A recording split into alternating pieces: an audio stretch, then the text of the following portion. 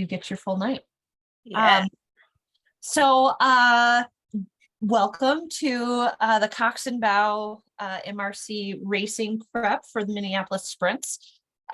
This is a carry forward from something that we started last year, which got really good feedback around. Basically, for every main race that the club does, we're going to be doing a coxing and bowing race prep session, just to be able to help people refresh or learn about what are the things that you need to be aware of for race day if you're coxing or bowing a boat. Obviously, that is slightly different, especially when it's on a different body of water, and there are certain maneuvers and types of preparation that you never do day to day from when you're practicing compared to race day. So we want to make sure that everyone has that information and has time to make those preparations. So we'll go through coxing basics, we'll go through racing basics, and then we'll also go through venue specific details to make sure that you're aware of the venue and things like that. This does not take the place of the Cox and Bow clinic that the actual race puts on the morning of the race. You'll see us say it multiple times. You need to go to that because it's super, super, super important, and they will cover specific things that might be different or that might have changed or might be specific to that day or the weather. So please make sure if you are coxing or bowing to attend that. It is worth it, and there's important information there. They're also able to answer any specific questions about the race that you might have. This is just general preparation that we're trying to make sure everyone has that information, because often you don't learn until you learn the hard way on this type of stuff. So okay, so any questions before we get going? Okay, so first thing is this says Coxing 103. This was originally intended for coxswains, but a lot of the stuff here is fully applicable to bowing. And so anytime you see coxing, unless it has to do with a cox box, I would say make sure that if you're bowing, like pay attention, just because we're saying a cox bag or safety checks and things like that. You would have to do that for a normal bowed boat as well. So if you have any questions on if it would apply, let us know. But just assume that this applies unless it's the cox box. Great. Okay. And do you want to cover coxing basics? Sure do. It feels funny to be doing this because I haven't coxed a boat yet this season. Saturday is going to be my first time because I've been coaching the green team. But I do know this, so we'll take it away. So if you find yourself ever in a coxing situation, you want to make sure that you have a coxswain bag. We have those bright fanny packs up by the coxswain in the coxswain station, right by the cox boxes, that include wrenches, both 7/16 and 10 millimeter for our Vespolias and our Wintex, some electrical tape, our cox tool, which is a multi-purpose for wrenches, spacers, wing nuts. It's all those things in one. An adjustable crescent wrench. We've got extra hardware in there, like your washers, your flat washers, your lock washers, and your nuts. Again, for a regatta, this is super important because we will have taken the boats apart and need to put them together. And you do lose those parts in transport. So it's a very good idea to always double check your boat and make sure that you've got some of that stuff in your bag. We have extra zip ties that you can use in place of heel ties for the shoes in the boat, a waterproof notebook and pen, as well as some Band-Aids and tape for any mini first aid situations that should occur. So again, we have a bag per box. So all of those bags will be brought to the regatta site. So if you are coxing a boat, know that that's just another place you can go for that, for those tools. And if you're bowing, the trailer always has the spare parts toolboxes as well. Next slide, please. So calls you need to know for race day. I know since I'm in charge of the green team now, we've done a couple of these. So make sure to practice race day calls prior to race day. It's super important. You never want to be saying things to your boat that they haven't heard before unless it's a ridiculous situation that arises. But the most common calls that you'll hear either on your warm-up or through racing are you're switching out pair calls. So in 2, stern pair out, 3 and 4 in 2, bow pair out, stern pair in, whatever it may be. Calling on or off a piece with a build. So building 5 strokes to build. There's 1, 2, 3, ready on this one. Calling the start. First of all, knowing the start sequence your coach or crew has been practicing is super important because every coach does it a little different. So make sure that your boat and your crew know, or you know the call your crew needs to hear for that. Settling into race pace. So after you get off that start 5, are they going to do a high 10 or a high 20? And then when they settle into their race pace, know the pace. And know how to call for those rating shifts. Again, you usually want to do it into, and it's going to be with the legs, ideally. Same goes for ratio shifts. It's very easy in a race situation for the rowers to get a little out of control. So to make sure that they're holding that finish and taking their time back up to the catch so you maximize your run is something to consider. And those are the most common things. For your safety check and for backing a boat into the stake boat, we'll talk about more specifically in just a little bit. And if you have any questions about what any of those calls would be, check with your coach, check with your coxswain, or just make sure that within your crew, you have a good, solid understanding of what that should be. And if you don't yet, now would be a great time to reach out and figure it out. Okay. And we did give a heads up to the coaches. Hopefully they should be covering this stuff with you. If not, let us know and we can follow up appropriately. Yes. All right. And then for race day safety, these are some of the larger impacts that could cause your boat to have an incident, from most common to more rare. Losing your skeg. So that's that's the fin on the bottom of the boat.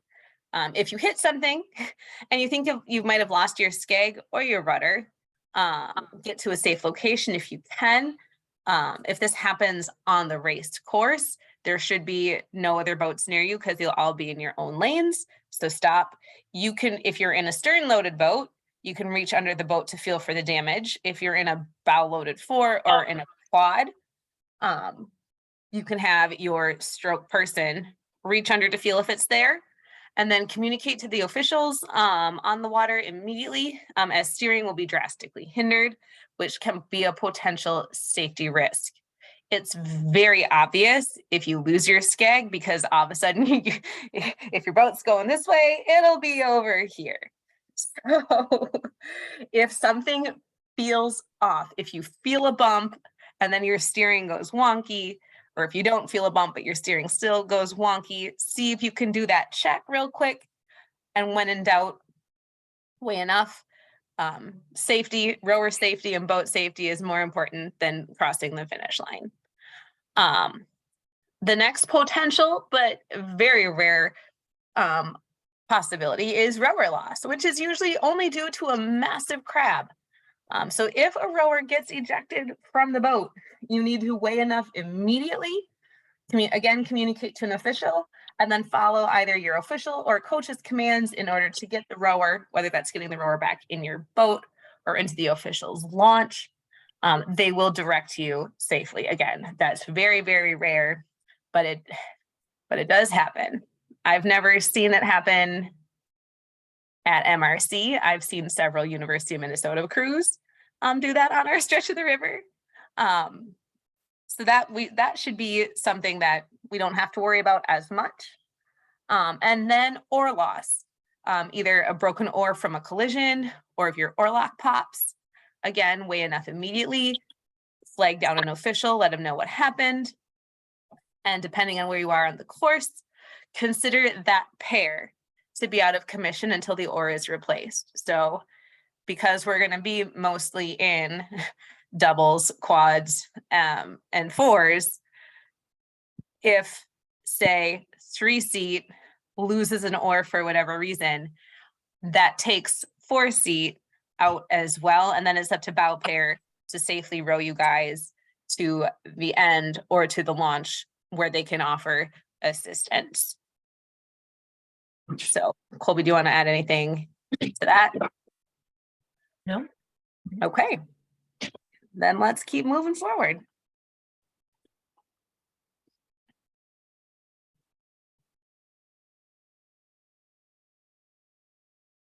Okay, I'll cover this section. So pre-race preparation, this is super important just to make sure that if you prepare, everything goes so much smoother, and it's a lot less anxiety the day of, especially if this is your first day or this is the first race of the season. We're not used to doing this, and so making sure that you're prepared sets you up for success.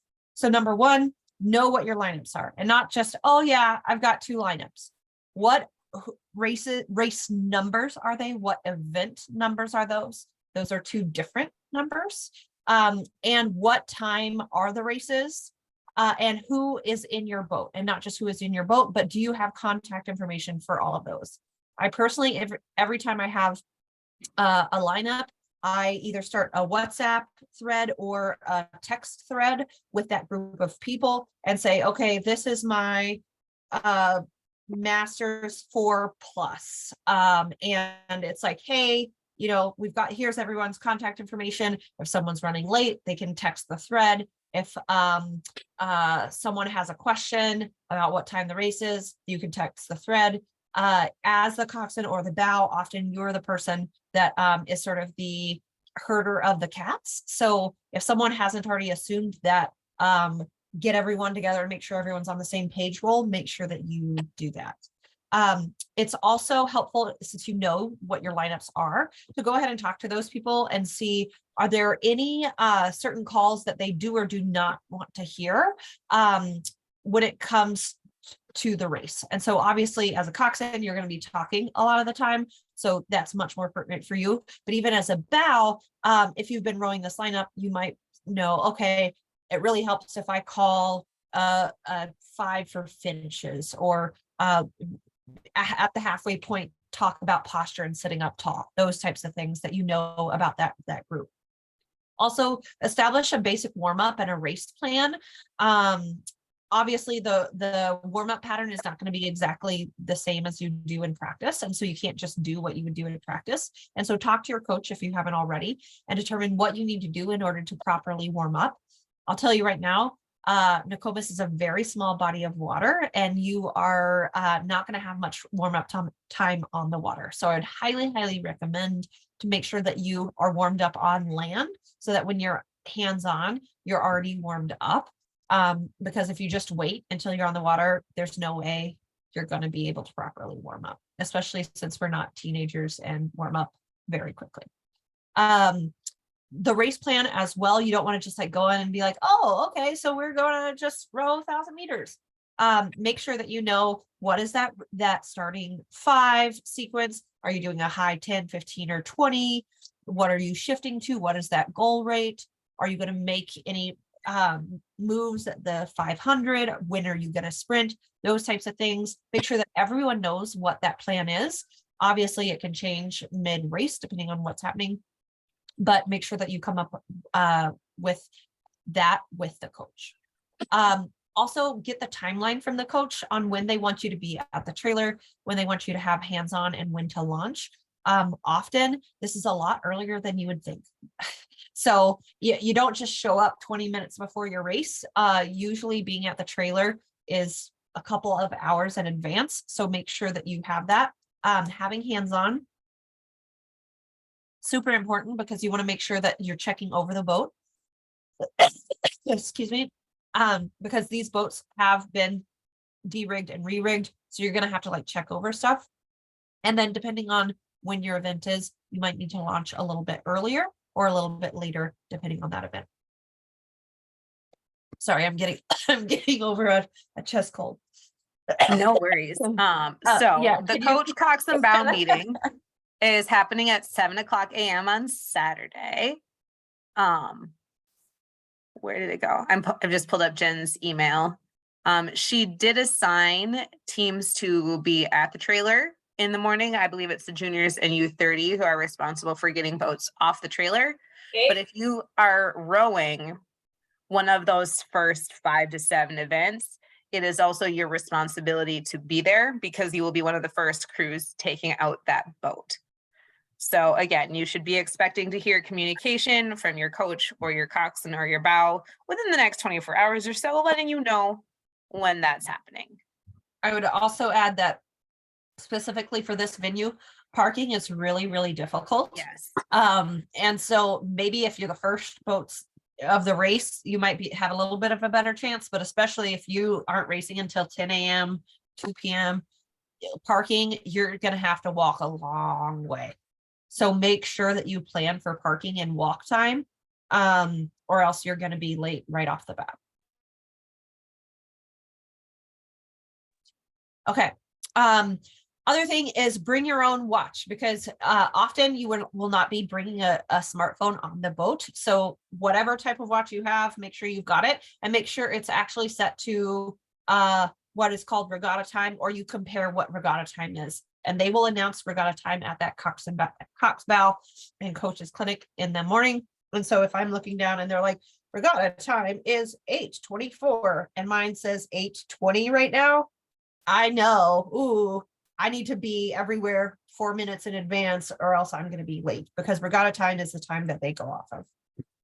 We're also possibly expecting a little bit of rain on Saturday. So make sure that you bring layers and a raincoat. I personally like packing an extra set of clothes, like a full set of clothes, wrapping it in a plastic bag or a trash bag, putting it in my bag just in case, to make sure I have a change of clothes if there is a sudden downpour. Make sure you know what boat you're going to be in, and also what oars you're going to need. The second part is the part that a lot of people forget about. They're like, oh, I'm in the dot, but what oars do I have, and where are those oars? As you are coming on and off the water, it's going to be super, super busy. Make sure that you, as the cox or the bow, know where those oars are, who's using them before you. And as you are launching, that you have somebody, that a friend, family member, teammate, that is going to be helping grab those oars for you, because often they will be a little bit further away from the dock, and they will need to be walking to the dock with you in order to get them there in a timely manner. Yes. Yes. Point to bringing extra clothes. This is also a wet launch regatta, which means everybody's going to be standing in the water before you get in your boat. So especially keeping that in mind, and the fact that there is going to be maybe a little bit of rain, an extra set of clothes for everybody. Yeah, great idea. Yes, yes. And extra socks for sure. If you bring nothing else, an extra pair of socks. For sure. Wet feet are no fun. Right? Also, if you're coxing, make sure you know what cox box you'll be using, who you're getting from, and who you're passing it to. So Tara does an amazing job, and I'm assuming she's going to do it again this year for the regatta she's a part of, doing on the equipment list, which cox boxes for which event, who's it going to and who's it going from. Those cox boxes are almost $1,000+ each. So they're very expensive. And if they just like accidentally get left by a tree and no one knows where it is, that's a lot of money that's down the drain. And somebody that doesn't have a cox box, which is an essential tool for us to properly row. So make sure that you know who that person is and also who you're giving it to. A cox box should never be sitting alone. it ever. It should always be in somebody's hands or at the trailer, checked in with whoever the regatta manager is. If you're going to drop it by the trailer, say, hey, regatta manager, do you know, Anne, who it's going to be? I think Michael's gonna be one. I'm not sure about the other. Probably Vicky and Philip Vicky. will be there for junior support. Okay, whoever has a Minneapolis Sprint or Minneapolis Run Club coach shirt on, let them know, Usually a hey, green polo or a Henley. yeah, I have a Cox box. I am setting this Cox box here in the trailer, not around the trailer, in the trailer. Make sure that they recognize it. Or best case, make sure it is passed to the next person. Don't just leave it anywhere. And then finally, find out when the race Coxing meeting is. And I believe is that 7 a.m. 7 a.m. Okay. 7 a.m. Awesome. So make sure that you're there about 6:45. Again, prepare for a lot of walking because parking is a pain. And that will give you all the information day of specific traffic rules that might be unique this year, what to do and the plan if there is inclement weather, certain things about like if there are hazards, let's say not a deadhead, but like shallow areas. They'll call out all of that stuff. They'll also cover some of the penalties that they are going to be really on top of that you want to be aware of as well. And potentially breakage zone should one of those events like losing an oar or losing a rower happen. It's usually within like the first 200 to 250 meters of a race course, but they will let you know that. Yeah. Okay. So day of the race, it's Saturday morning or Saturday afternoon, hopefully morning, because you have already attended the coaches and coxes meeting, right? Make sure that you take notes and ask questions. The whole point is that any question you have, they're there to be able to answer it during that meeting. So don't be like, oh, this is a stupid question. Raise your hand, ask the question. Make sure that you know the special rules, the hazards, the traffic patterns. Will cover that specifically for this race. Know the time of your race, know the bow number that you have. Make sure that your bow number is actually on the boat before you launch. That is super important. And also know your lane and which way that the lanes are numbered. Because if you go left to right or right to left, it might be slightly different based on where you're launching. The orientation of what you think might be lane one might be different. The way I always remember it, if you are an official starting the race from behind the race course, they will always have left to right lane 1, 2, 3, 4, 5, 6, 7, 8, however many lanes. And so if you orient yourself in that way, that is how the lanes will be numbered. Crew management, make sure to communicate the timeline. I would do this tomorrow to make sure that everybody knows this is what the plan is for this lineup. We need to be here at 10 a.m. We're going to have hands-on. We're going to warm up 10 to 10:20. Last pee break is 10:20. We're going to have hands-on at 10:25. We're launching at 10:30, and our race is at 10:50. Making that up, right? But make sure that there's a clear timeline. Again, if you have questions, work with your coach and they can put that together for you. Like I said, start a text or a WhatsApp thread with your crew so that you can communicate and be like, oh, what color hat are we wearing? You know, you can do stuff like that too. Fun things, not just business transactions. And then this is like, if you're normally like a super chill person that just like lets it happen, this is not the day to do it. Be a micromanager, because if, let's say, your 2-seat is nowhere to be found, who are they going to come to ask where the 2-seat is? The cox or the bow. Where's your 2-seat? I'm like, I don't know. I haven't, I haven't said anything. I haven't talked to him since practice on Wednesday, right? Like that. This is a time for you to make sure you know where everyone is. I also, when it's race day, from the point that you're like meeting at the trailer, if anyone is going to be going, if they need to like run to their car and grab a water bottle, if they need to go to the bathroom or whatever, make sure that they tell you, because there's always that person that wanders off without telling you, and then you can't find them. And this is a place that you don't you're not familiar with. There's tons of people, and then you're all waiting there, and you have no idea where this person is. Usually they don't have a phone on them because they're almost ready for a race. So make sure that they're communicating if they're leaving, and that way you know, oh, they're in the bathroom, oh, they're almost at the end of the line. That type of thing. And if you've ever wondered why coxswains are so control freakish, neurotic people, this is why. Yeah. It's And our there's head. always one. Yep. Yeah. Yeah. And there there's is always- every time. Yeah.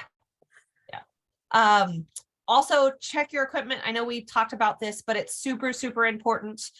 Check every single nut and bolt. Before you launch, get your wrenches out and every single one check, because knowing your luck or knowing my luck, there will be one that is loose and you won't realize it until you're backing into the stake boat, and then you're sort of screwed. So make sure before you launch that you check all nuts and bolts. Also check the shoes to make sure that they're attached. I know some of the boats that are used a lot, the shoes sort of come off the foot plate, so shake them, make sure they're good.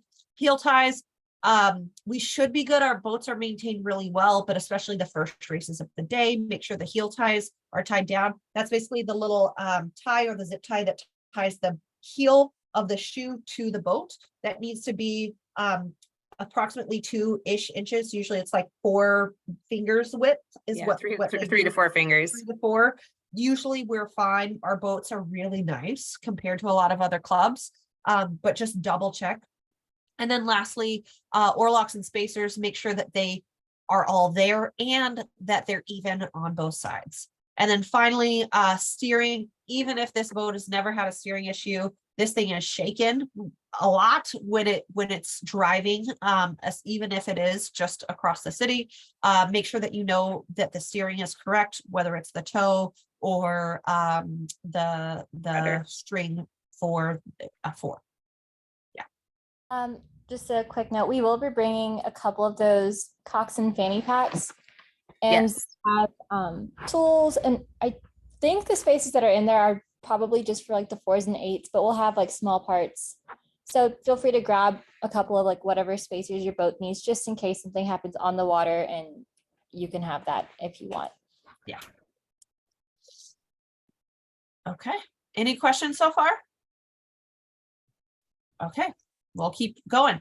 Race day launching. So this picture shows a dock, which is not what we will have. And do you want to talk through what wet launching is so that everyone's familiar with it? Yeah.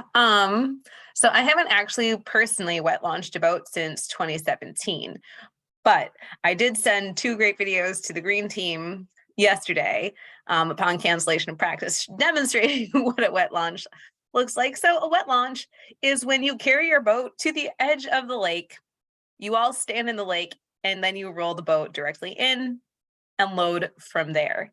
So to the first bullet point, it's going to be super important that you have somebody, again, friend, family member, other teammates, come with you to take your shoes as you go in, because you'll still be queuing up and as the coxswain of the bow, you want to be at the bow ball. And for experienced coxswains, we like to hold on to the bow ball just like you would hold on to a horse's bridle, because that way, should something crazy come up, you have much easier access on like managing where the bow of your boat is going. So you're gonna go through your safety check. You're gonna put the boat in the water, and then you'll have people holding the bow and the stern, and one person at a time, you're going to put your oars in, and then you're going to get in the boat. So it's going to look a little different. It's going to feel a little different. Just listen to your bow, listen to your coach, listen to your coxswain who's there to help you get in. Again, this is where bringing extra socks is super important. And it usually works the best to either stick them in the back of your trow or down the back of your tank so that they have the best chance of staying dry. Also, it's really important in a wet launch scenario that we keep the oar handles as clean and as dry as we can, because if those get wet, it's your rower's hands that are going to suffer the most. And if the oar handles get dropped or if they get wet, the likelihood of blistering or gripping it's going to be significantly higher, and we don't want that to happen. So we get to the edge of the lake. Then there's going to be an official there doing a safety check. All that means is the side furthest from the official is going to take the boat from shoulders down to waist. And so the boat's going to be canted at an angle so the official can check the heel ties.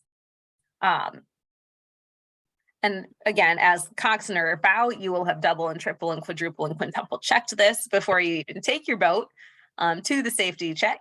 But this is just the U.S. rowing officials saying, yes, every boat is up to standard. Should something happen, we know everybody will be able to escape safely. As you're moving your boat from the slings to the river, be loud and be aware. Don't be afraid to say, heads up, boat coming through, because even though there's a regatta happening at Lake Nokomis, it's a public park and there will be civilians who have no idea about rowing there. There's going to be bikers, runners, roller skiers, dogs, people who are not expecting this disruption to their daily routine. So it's super important as a bow or coxswain that you let people know that you're where you are, that you're coming, and it's so okay to even take on the role of traffic controller at times, because you do have to cross the path to get usually from where the boats are by the trailer to the lake. One thing I'd like to add there, super helpful if before you get hands-on, you walk the path from where their boat will be down to the launch dock. Because if you're doing that when your view is not obstructed, you'll see, oh, there's a tree right here. If I turn the boat, I'm going to hit the tree. Or, oh, there's a big hole right here. I need to make sure that we go to the left of this hole. And it's a lot less stressful if you're able to do that walk and know what to look out for prior, since you've never taken that path before. Yes, good point. So again, quick on the dock, not necessarily the most important thing here, but again, it is going to be important that we are as efficient as possible in the wet launch, because Lake Nokomis is not large and there are going to be a significant number of teams that are needing to launch. I think when I just looked, it said there are 237 entries over 33 events, which means there's going to be a lot of boats moving in and out at the same time. So the more efficiently we can do this, the better. So again, on a wet launch, you're going to put your oars in, making sure you keep your handles dry. Everyone holds the boat while one person gets in at a time, and the coxswain or the bow should always be the person getting in last. Once everybody is in the boat, you will clear the launching area before you strap in, do your countdown, make your adjustments, just so that way you're out of the way, you don't have people yelling at you. You can start your warm-up then in a little more controlled and focused manner. And then again, you're going to do your warm-up, whether it's given by your coach, but feel free to add or edit based on the distance you have to do it and the time you have to get to the starting line. Ideally, you want to be in the starting area no later than 5 minutes before the scheduled time. And as you're rowing on the way up to the start looking at the bows that are around you. So that way you can be lined up in number order. So that way when they start to call you onto the course to get into your stake boats, you'll have less maneuvering to do to make that part of the process go a little bit more smoothly. And again, we've said it at least 8 times already, double check those oar locks and shoe nuts from at some point between your warm up and getting into your holding cue before you get into the starting line. And the announcement, there will be an announcement for each event to launch. Do not launch before that announcement is made. So be listening, and I personally like to take a screenshot of or a picture of the event list so that I know what events are around mine, so that if I know I'm right after a quad of the men's quad event, I'm listening for the men's quad. I'm like, okay, we're next. Okay, everyone get ready. Do not leave the boat. We from this point on, we're staying right here. And then as soon as that announcement is made, then you can walk down. Correct. On that note of knowing what races are before you, if for some reason you can't hear the announcement or things get busy and you just see a bunch of boats lining up and you see boats that are lining up to launch that are racing after you, feel free to launch before them. Talk to them, be like, hey, my race is before yours. Can I go? Please. 100%. Also, for the races that have multiple heats, because I think there are a couple of those, maybe just look at Regatta Central to see which other boats are in your heat. So you're kind of queuing up with them at the start if things get behind. Yes. All right. Tara, do you want to talk about this? I would love to. Perfect. On the water, obviously the officials are king. They're also out there volunteering and having a heck of a day probably, especially if it's going to be raining. So always be very polite to the officials. You're doing everyone a huge favor by being there. Maybe it's probably a little different for bows. You can't really raise your hand to acknowledge that you've heard everything because you are rowing. Colby, how do bows acknowledge that they've heard an official? Enthusiastic head nod. So yes, always acknowledge, or if you don't hear them, stop, ask them to repeat themselves. I guarantee you they'd rather repeat themselves than have you go do something that's horribly wrong. I don't know what you could do that would be that wrong, but always make sure you hear what they're saying.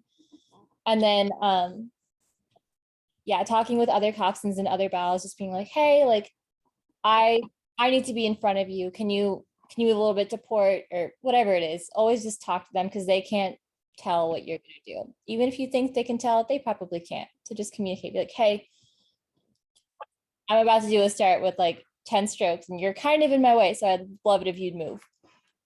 And what else? So I think the only cox boats we have are 4s for this race, right? We're not doing anything bigger than 4s. There are no 8s allowed, which I have a problem with, but that's a conversation for a different day. So with cox 4s, and that's it. Something a lot of bow seats forget or don't know is that they are in charge of telling their coxswain if there's a boat coming up behind you or anything behind you that's going on. So all they really need to say is boat on port. You only need like 2 syllables max. If they want to give you more, they can, but you don't need that. But if they say there's a boat coming up, you don't know what side they're on, then you have to turn around, and it's just the whole thing. So make sure your bow seat knows to give you the what and the where. And they can also tell you about officials or anything that's important. And the last thing is boat etiquette. Obviously, we love it when we're the only voice talking. It's a problem. Y'all are captive audiences. It's a thing. It's a thing. It's a whole thing. Rowers can talk in boats. We love it when they do, when it's about rowing. But if we start hearing stuff about, as the slide says, the bachelor or the bachelorette, we might get a little angry. We want people to be focused. We want people to be in the zone. So that can happen after the race, outside the boat, after you get the boat back in slings. And if it, actually, this is another point that I saw on the Excel sheet with all the equipment. There are some boats that they've listed on the Excel that need to be de-rigged after racing. So maybe take a peek at that. And if your boat is one that needs to be de-rigged, don't let your people go until that boat is de-rigged. Because if someone goes away to the bathroom, they're not coming back. They're not. And anything else to say on communication? That's it. No, but that's a very good point about knowing if your boat needs to be re-rigged or not. I don't think any of them need to be re-rigged. I think it's just they'll need to be de-rigged after racing. So a lot of people don't get stuck with it at the end. Good And point. if you de-rig, make sure that whoever is the regatta manager, that you're checking in with them and you know where to put your riggers, and that they check off that they know that your boat has been de-rigged, because they're going to be marking that off as it happens. Okay, loading into the starting blocks. This is the most stressful thing of sprint racing. and it's something that you only do on race day. And so I'm going to explain this. I'm going to do it in a very simple way, or the simplest I can explain it. There are special words that if you look this up on YouTube, certain phrases that people will use, they don't make sense if you haven't been doing it for a while. So I'm just going to make sure it's super simple. So loading into the starting blocks. In order to do this, you have to, especially let's say you're in lane 3, you are going to be loading in from one side or the other. So you want to be able to be around boats in order. So if you're lane 3, you want to be between lane 2 and bow 2 and 4, or I'm unsure if it's like a sequential number, if you're going to be like 233, 234, 235, it depends. We'll see. Make sure that you are aware of the boats around you so that you're following the boat that's going to be in the lane next to you. You don't want to have to be crossing over boats as you're going across. In order to do this, you cross into your lane so that you're T-boning your lane, so that the middle of your boat, so that you stop the momentum of your boat in the middle. Don't stop rowing when you're in the middle, or you're going to float all the way past your lane. Stop the momentum when you're about a lane away, and then you should come to a stop when you're T-boning. Shoot to be about 10 to 15 feet downstream of the starting platform so that when you spin, you're not spinning for 100 meters, right? So you want to be close-ish to that starting platform, but still enough room that you're not going to hit it when you turn. When you spin, you want to align the stern to the starting blocks. So this is a lot easier to do if you're bowing because you can see the starting blocks. If you are coxing a 4, this is one of the most challenging things to do. You can see down the line. So once you see that you are parallel to the buoy line, you know that you're good. Have your crew stop, and then you'll have your stern pair back. And like 0 pressure unless you're 100 meters down, and then you're probably going to need to hustle a little bit more. The most important thing here is that they back at the same speed. So talk to them ahead of time, make sure that no one's trying to outpower each other, or else you're going to crank the boat. They back it at the same time, very low pressure, very, very slowly. So it's very easy for the person on that starting platform to be able to grab the stern. Once the person grabs the stern, have them tell you that they're locked on so that you're aware of that. And then you're going to have your bow person or your bow pair straighten out about a bit. And this is slightly different than what you would normally do. So hopefully your coaches would have practiced this with you. Usually if you're straightening, you'd have bow seat, give me a tap. If you do that when you're locked on to the starting blocks, you're going to pull out of the starting blocks because that's a lot of force, and they're only holding the tail by just like a hand or two. And so what you need to do is you need to pass that bow oar to the person in front of you so that's up against the boat, almost like if you crabbed, you know how it goes up against the boat, and it's just little bitty taps, not big pushes. It's tap, tap, tap, tap. And what that does is basically moves the boat side to side without moving it forward. And Anne just sent a good video showing how this works. And depending on the weather situation, if it's super windy, you might want to overcorrect because you're constantly floating back, right? But if it's a still day, get there and then make sure that everyone's sitting easy and sitting ready. If you're in the holder's hands and you are not ready, as a bow and or a cox, make sure your hand is up really, really high. That shows that the crew is not ready. Once your hand is down, then that means your crew is ready. Often if it's inclement weather and it's really windy, they won't recognize hands, but that's something that it's like, okay, we're still fixing something. Most of the time they'll recognize that. Once you've got your point, make sure everyone's sitting up nice and relaxed and that you're staying straight. And it's much better to keep doing straightening movements than it is to wait until you're 45 degrees offline and then fix it. So even if you have someone just tap, like a steady tap every 3 or 4 seconds, much easier to maintain the line. Don't let it get too out of whack. Once you've got that line, have them sit ready. They'll be at the catch, blades buried. Make sure that they have those blades buried. Have them relax, big breath in, big breath out, remind them to have fun, and make sure that they are all ready to go.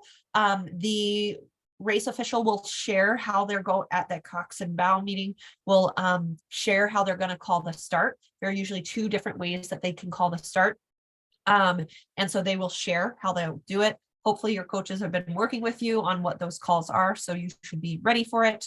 But as soon as as that horn goes or they call the start, make sure that you're maintaining the line.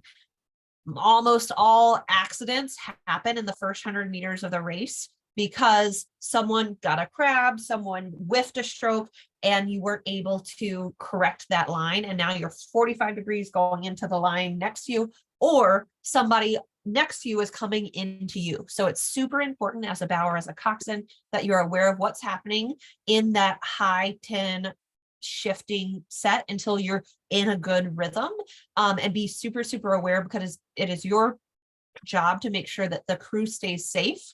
And if at any point safety is of a concern, stop, communicate, and no race is worth your boat getting speared in half. So just be very aware.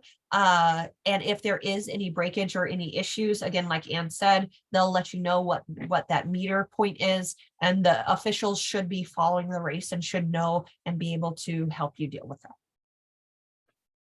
I have things on this one. So this race doesn't actually have starting blocks. That's a good theory. We just have people in the water actually holding. Yes. So it's a little bit easier for them to catch you than it is like an actual boat or an actual starting block. And then also something to be aware of is most times, if it's not a quick start, the officials will pull the line, like they will call every single team in that race. So when you can still adjust for your point while they're doing that. So don't stop just because they start talking if you're just drifting over, like keep adjusting if they're still going. Yeah. And it is worth making sure you're doing that till the last second, rather than not doing it and then you being 30 degrees off. I've made that mistake before. Yeah. And there's going to be at least 3, if not, I just did a quick Regatta Central search, and it looks like an average of like 3 to 5 boats per event. So you have at least 30 seconds to keep adjusting your point before everyone in your boat needs to be squared and buried at the catch. Yeah. Hey, can I add one thing from a sculling bow perspective? Yeah. So when backing into the stake boat, I would definitely let your stern or stern pair do it, depending, because they can see, you can't. Right. And then in terms of, getting your boat straight, just come all the way up to the catch. If it's really windy and your boat's getting pushed one side to the other, you may need to hand your sculling blade to the person in front of you. But typically in the bow seat with the smaller blades, you can reach it out really far and kind of get that same angle that Colby was talking about. So more or less the bow person can handle that. And then as far as kind of like talking in the race, some people prefer to just kind of concentrate on steering. So they may ask their 2-seat to be the person who makes the call of like a power 10 at the 500 meter mark or whatever the race plan is. So make sure to talk about that within your boat of how you want to handle that as a bow, if you want to have that all as your responsibility or not. And sorry for my kids in the background here. Great points. Any questions about this? Okay, we'll keep going. Okay, Anna Tar, do you want to cover steering? So do that. just a note on this venue, I'm pretty sure that in past years, it's been set up so 2 boats share a lane, and like the lanes are much wider than normal. So I'm not sure if that's the case again. If it is, just make sure you're keeping to your side of the lane. Don't interfere with the other boats in your lane. And all you. Dude, I haven't steered this course since 2017. Take it away. In that Keep case, going. you'll want to keep your blades, whichever side of the buoy line you're on, or like whichever buoys are closer to you, you'll want to stay closer to that. You can let your oars go over the buoy line. That is totally fine, as long as it doesn't interfere with the boat that's in the lane next to you. You will not get a penalty unless your boat passes the line. Then I guess for bows, you can steer by looking forward, right? And like just seeing how straight you are, right, Corinne? Is that accurate? Or no? Again, sorry, child. My child was interrupting me. Did you want me to repeat what I said? Yes, please. Your bows, is it easier to steer by looking forward and like keeping a straight line looking forward, or by turning? Like, what would you recommend for bow steering a sprint race? So I personally have struggled with keeping a straight line on a course because I never practice it. And somebody 2 years ago at Masters Nationals told me, have your stern pair be the ones who help steer, because they can see where the stern is going much more accurately than you can and bow. And at that point, you're not needing to use your toe. So don't use your toe unless you're like crashing into somebody or somebody's crashing into you, which shouldn't happen. So have the stern pair. If they need to power up, like for one stroke on port or one stroke on starboard, they can react faster. And it's also the right place to kind of swing the boat for that point. So that would actually be my recommendation, which seems counterintuitive. But I Does like that make sense? Anybody have questions on that? I was gonna say, what about if it's a double, would you just have your stroke seat kind of power up or down on one side? If I was on a double, I would probably do it myself because I can see it a lot easier with just two people. When you have four, you can't see it quite as well. The other thing, and I don't know if you're gonna cover this or not, is the officials will be standing there with flags. If somebody's getting too close to each other, they will be flagging you one way or the other. Please pay attention to that. I got to ride with the officials last year, and it gets a little close sometimes, and we don't want people to crash. So make sure you're paying attention to that, because they will also tell you if you need to course correct really hard versus just a little bit. good point. And then if you're coxing a boat, I would personally pick a point way off into the distance and just try to keep my bow on that, because if I miss that point way into the distance, I'm only missing by a little bit. But if I pick something that's like 100 or 200 meters away, if I miss that, my point is fully messed up. So that's the aim small, miss small point. Just go for the distance.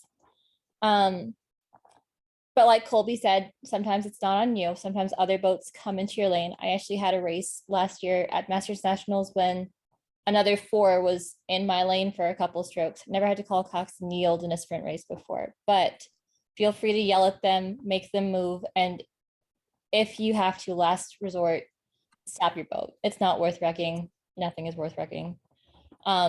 We can call for penalties later at the end of the line. At the end of the race, you can raise your hand and be like, there was interference, this happened, whatever happened, and you can raise something.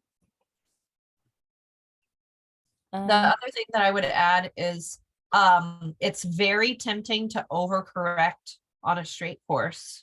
And so whatever changes you make, let it sit for 1 to 3 strokes, because even if you change that your degree by, let's say 5 degrees, after 1 to 3 strokes, you're now on a third the way across the lane. So make a small change, see if it helps, and then make a more drastic change. If you drastically, let's say if you're bowing and you fully pull your toe over to one side, you're now fully facing into the other lane. So smaller adjustments, give it a little time and be a little bit more proactive versus waiting until it's really bad and then having to make a really drastic move backwards. A straight course is not forgiving. Oh, and if you're using pressure steering, at all. Don't always call on one side to power up because it's a sprint race. Everyone's already going super hard.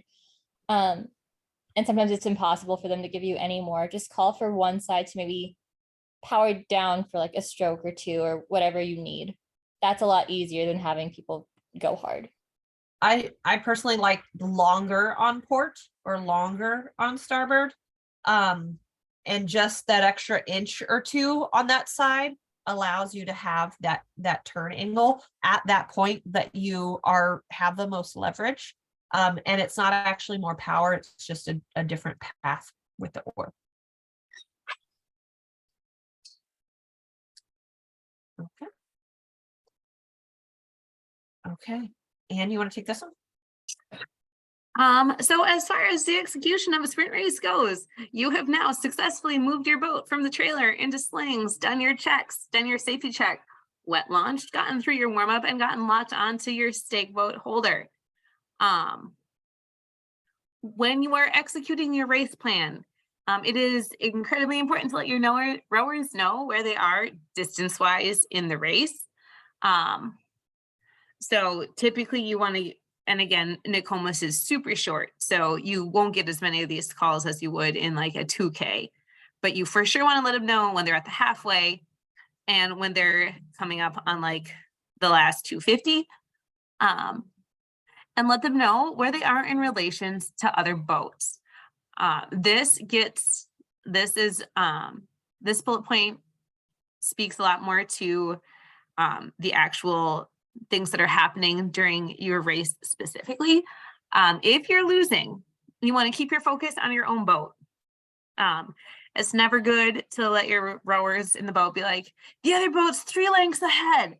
That's completely demoralizing and serves no purpose in motivating or letting your crew pull harder. So if you know you're 3 lengths behind, really make your calls more answered and be like, all right, we're doing great. We're over halfway. Let's sit up tall and let's make these next 20 strokes really count. By holding those legs down as we come up to the catch. And if you're, on the other hand, if you're absolutely crushing it, let your crew know. Let them hear it in your voice. Be like, yes, that's exactly what we need to do. We are executing. We are walking these other boats. We are in it. We're crushing it, guys. Like, let's keep going. Let's finish it. And whatever you do not lie. Do not lie to your crew. It will come back to get you in the end, and it will shatter all trust and all confidence they have in you as a coxswain or as a bow. It's always better to overestimate and be like, all right, last 20 strokes, and be able to call and paddle when they're at stroke 11, than it is to be like, all right, last 10 strokes, and then be like, all right, I need 5 more. Because at that point, they're done. They're gassed. And it's not fair. This next bullet point is one of my personal favorites. Use technique, focus calls, and not only power 10s throughout the course. And this speaks to me personally as a homegrown master's coxswain, and now specifically as a coach of a more beginning crew.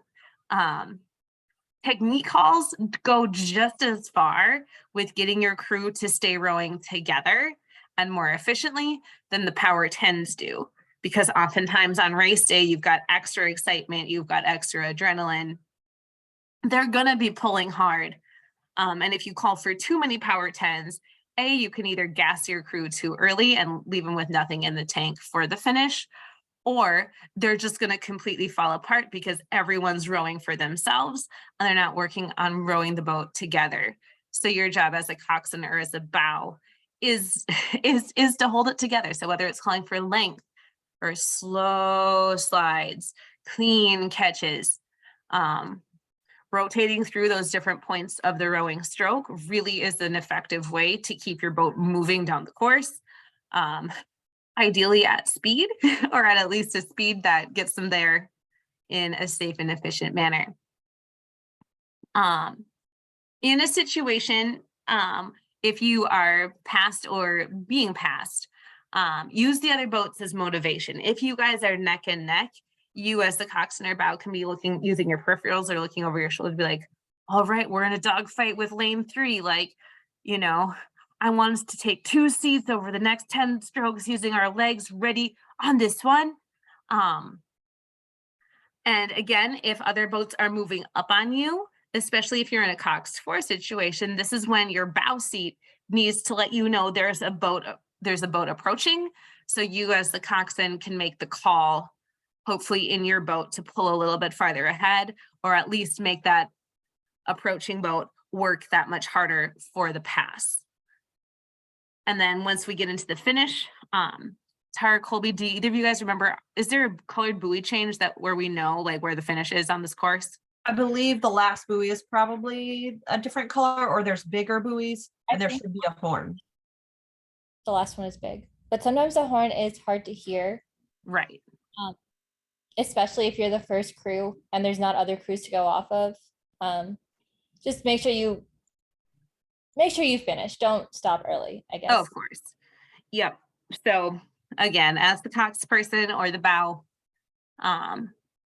let the rowers know where they are in about their last 10 strokes. Again, always better to overestimate and call to the paddle earlier than it is to underestimate that and then call for more. And to Tara's point, there is an air horn at the finish line, but it can be very hard to hear. So always make sure you row through the finish buoy at least 2 to 3 strokes before you bring your crews down to the paddle. And Nokomis is it's a very short course, so you will not have much room past the finish buoy before you have to bring it down to a paddle and turn to dock. And then again, just as you efficiently launched, it's important, in spite of the fact you're tired, that you efficiently get the boat back to shoreside so you can get out, you can get it back overheads and get it back to the trailer or the slings, because there is another race coming down the course behind you. And there's a high likelihood that your boat and those oars will be needed for another race that's upcoming. Just a note, if you're in the middle lane and you finish first, don't immediately turn to go, because there's a possibility that someone who's on the lane outside of you are still coming down full pressure and might not be able to stop in time.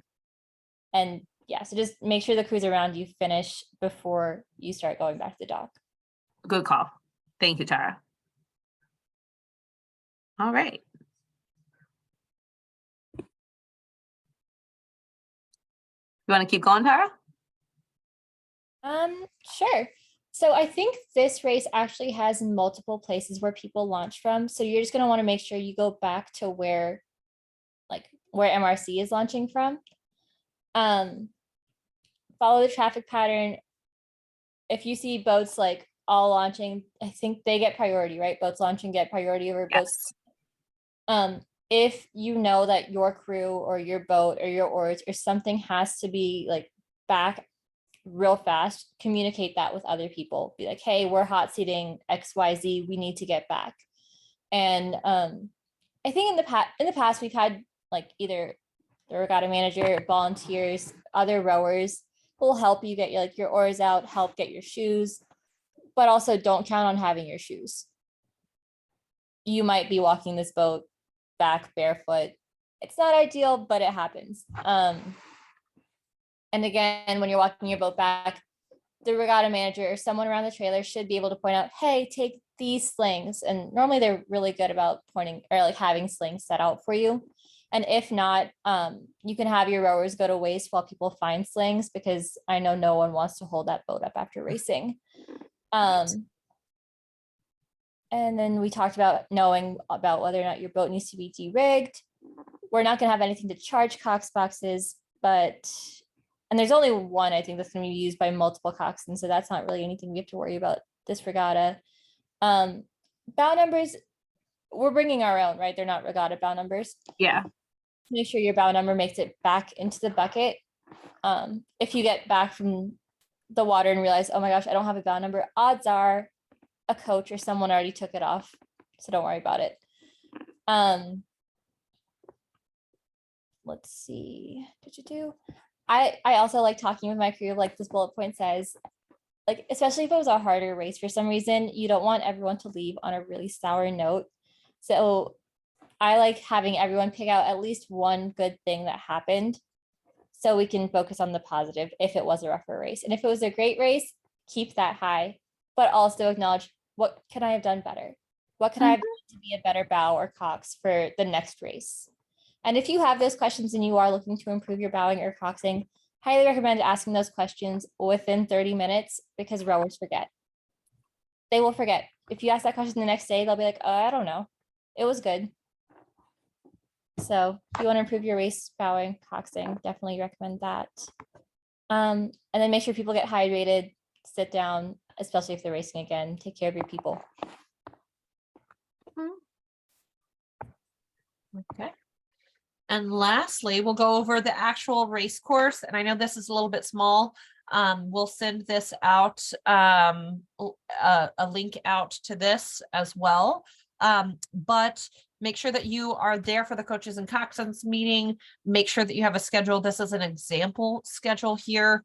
And then this is the actual race course. So over here, I believe there are 2 launching areas, if I remember correctly. There's a beach launch here, and then there's another launch somewhere else over here-ish. There are 2 launch sites, I know that, or maybe they're both over here. They will be marked at the coaches and coxswains meeting.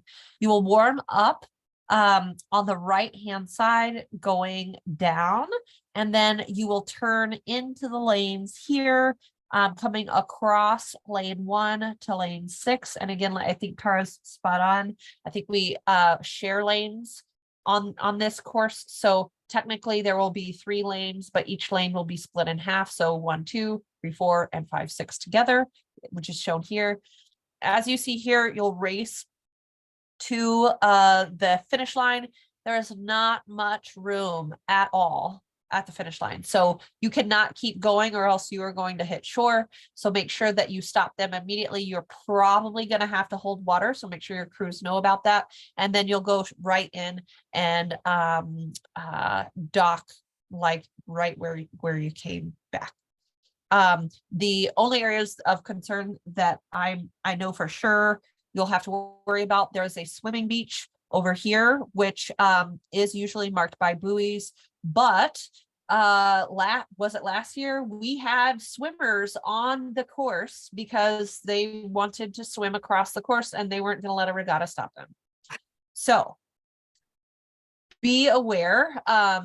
Obviously no one's safety is to be disregarded, even if they are being rude about something. Make sure you're looking for swimmers as you come up along this way. Make sure you don't drift into that swimming area.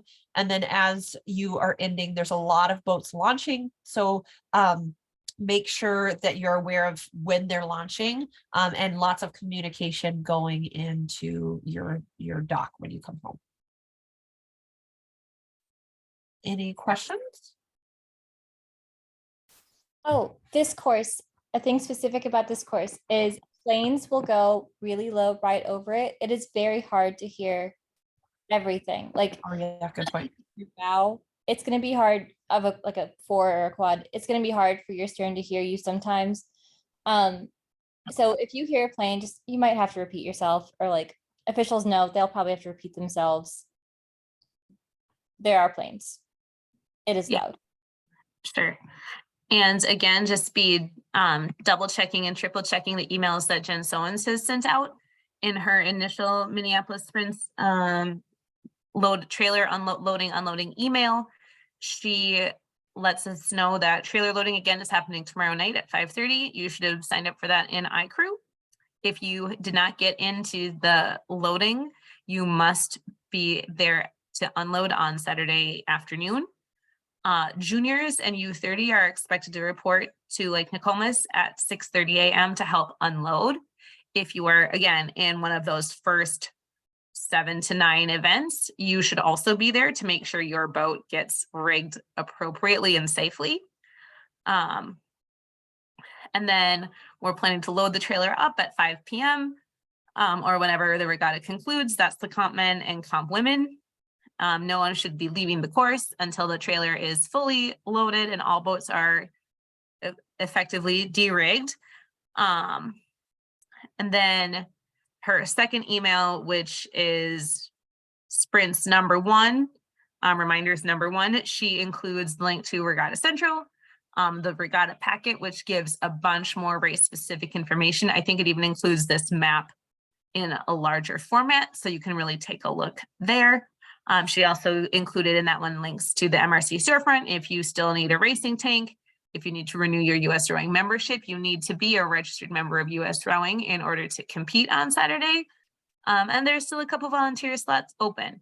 So just be looking back through all that stuff as well. And we should be good. We do have more Coxing resources as well. If you are interested, again, I'll be sending this out to the group that signed up.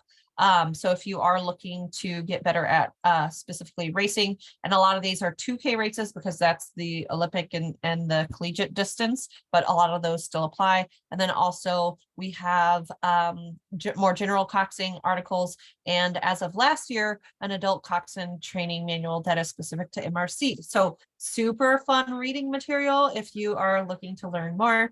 And then we are going to be having one of these for each of the specific races, and then also Coxing 101s and Coxing 102s. They were announced in the last weekly announcements. Correct.